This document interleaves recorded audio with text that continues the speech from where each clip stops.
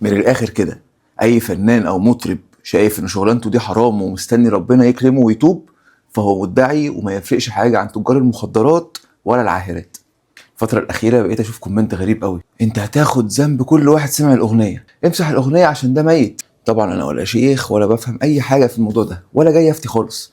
تعالى اسمعك الشيوخ بنفسهم كانوا بيقولوا ايه على حكم الموسيقى وسماعها. الموسيقى والأغاني، وقلنا كثيرا إن الموسيقى في حد ذاتها والغناء في حد ذاته ليس بحرام، وإنما تعرض الحرمة للموسيقى وتعرض الحرمة للغناء إذا كان الاستعمال في شيء محرم. أنا كنت أحرم الموسيقى يعني زين. أنت كنت تحرم قبل؟ أنا أحرم الموسيقى، وحتى في بيتي ما حد يسمع موسيقى. بعدين لما دخلت في يعني احتكاكي مع العلماء الكبار اللي كانوا يزوروننا في أمريكا، وبديت أيضا أشوف الأدلة.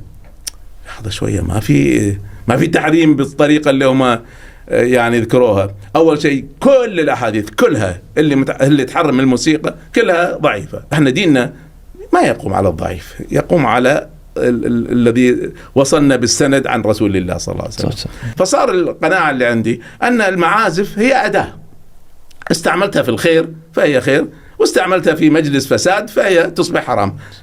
فيستحلها الناس بالحرام.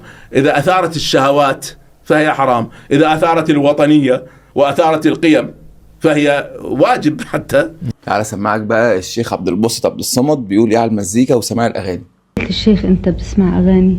نعم بسمع اغاني كثيرة جدا. مين بيعجبك من المطربين والمطربات؟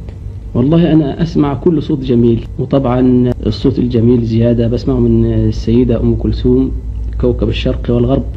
المطربين طبعا الاستاذ محمد عبد الوهاب. ايه رأيك انه المقرئين مثلا يغنوا؟ يعني هل في مانع ديني مثلا؟ والله اللي عاوز يغني. اظن ان في ناس بتتكلم عن الموسيقى بشكل كويس قبل انتشار الافكار الجاهلية والعنيفة. لو انت بقى مش عايز تسمع مزيكا براحتك، بس بعد الكلام ده على الاقل قوي يعني ما تكفرنيش. ولو انت شايف ان المزيكا حرام، على الاقل يعني ما تشتغلش فيها وبعد كده تيجي تتوب.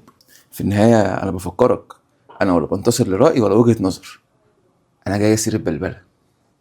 سلام.